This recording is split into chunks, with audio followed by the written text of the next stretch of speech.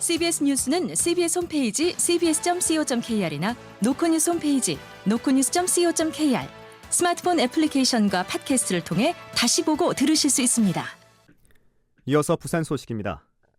부산시와 경남도가 지난 7월 시도민 여론조사 결과 발표 이후 수면 아래로 가라앉은 부산 경남 행정통합의 불씨를 꺼트리지 않기 위해 물밑 접촉을 이어가고 있습니다. 두 시도는 행정통합 모델을 보다 구체화하고 시민들에게 소개한 뒤 통합 여부를 다시 물어본다는 계획입니다. 보도에 박중석 기자입니다.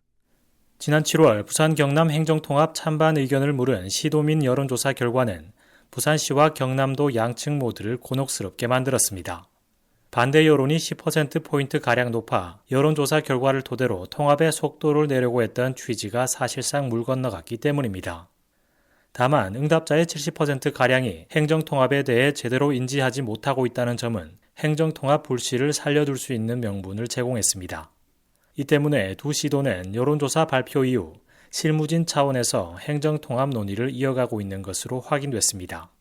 두 시도는 행정통합에 대한 시도민의 인식을 제고하기 위한 홍보를 강화해야 한다는 것에 공감하고 있습니다.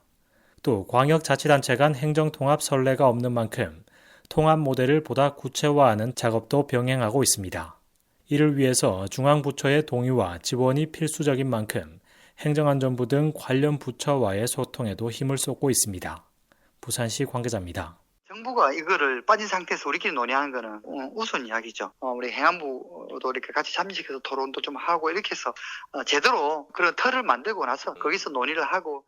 두 시도는 행정통합 모델과 대시민 홍보 방안 등을 보다 구체화한 뒤 공론화 절차 방안을 발표한다는 계획입니다. 일각에서 행정통합을 백지화하고 부울경 경제공동체에 집중하는 것이 현실적이라는 목소리가 여전한 만큼 얼마만큼 설득력 있는 추진 계획을 내놓을지에 관심이 쏠립니다. CBS 뉴스 박중석입니다. 제28회 부산국제영화제가 오는 13일 폐막을 앞둔 가운데 지난해보다 부대 행사가 대폭 축소됐고 영화 상영작이 줄어든 것으로 나타났습니다. 인사 갈등에 따른 어수선한 분위기가 결국 영화제 침체로 이어졌다는 목소리가 나옵니다. 김혜민 기자입니다. 평일 오후 부산 영화의 전당 야외 무대는 온종일 한산한 모습입니다. 매년 협찬사의 체험 부스가 마련되던 두레라움 광장도 썰렁한 분위기고 지난해 각종 먹거리를 선보이던 푸드라운지 공간은 수리비 제한된 채 시설만 쌓여 있습니다. 각종 부대 행사가 줄어 가라앉은 분위기가 연출되자 영화 팬들도 아쉬움을 내비쳤습니다. 20대 이모 씨입니다. 이번에는 거의 없는 것 같아서 다들 영화 보느라 바빠서 먹을 거 잘 못 먹는데 그런 것도 없어서 오히려 겨우 막 그냥 카페 가서 음료 하나 사고 이러고 가는 경우가 더 많아진 것 같긴 해요. 영화제 상영작 역시 지난해 354편에서 올해 269편으로 24%가량 줄었고 상영 극장과 스크린 수도 모두 축소됐습니다.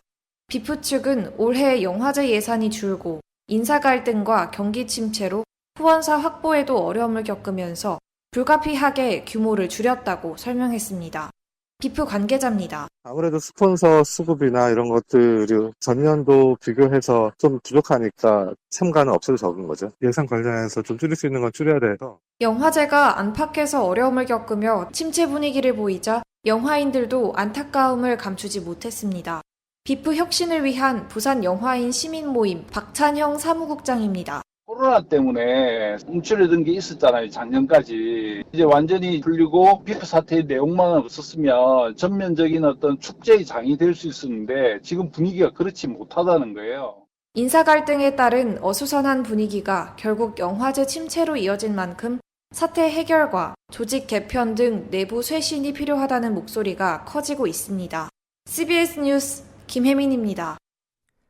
부산지법 형사 11단독 정순열 판사는 수십 건의 전세 사기를 저지른 이른바 부산판 빌라왕에게 명의를 빌려준 혐의로 기소된 30대 이모 씨에게 징역 6년을 선고했습니다. 이 씨는 지난 2019년 지인 서모 씨에게 매월 300만 원을 받고 명의를 빌려줘 서 씨가 부산 지역 오피스텔 6곳에서 세입자 62명으로부터 임대차 보증금 64억 원을 가로채도록 도운 혐의로 재판에 넘겨졌습니다.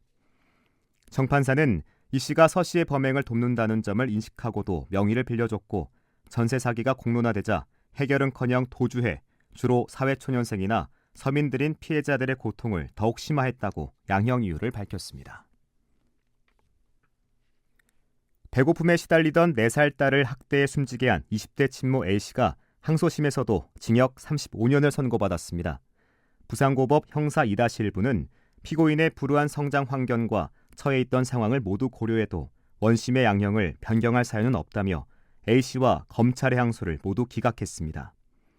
A씨는 친딸 B양에게 반년 동안 식사를 주지 않거나 하루 한 끼 분유탄 물에 밥을 말아주는 등 상습적인 학대 행위를 일삼다가 결국 지난해 12월 금정구 주거지에서 B양을 때려 숨지게 한 혐의로 재판에 넘겨졌습니다. 끝으로 날씨입니다. 부산은 내일 대체로 맑다가 밤부터 차차 구름 많아지겠습니다.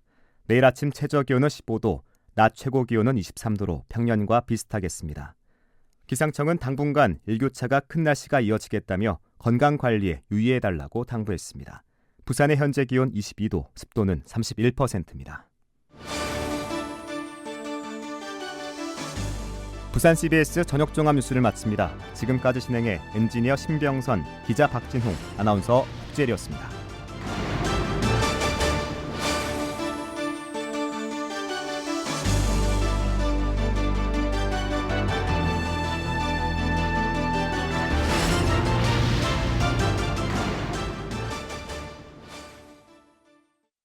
CBS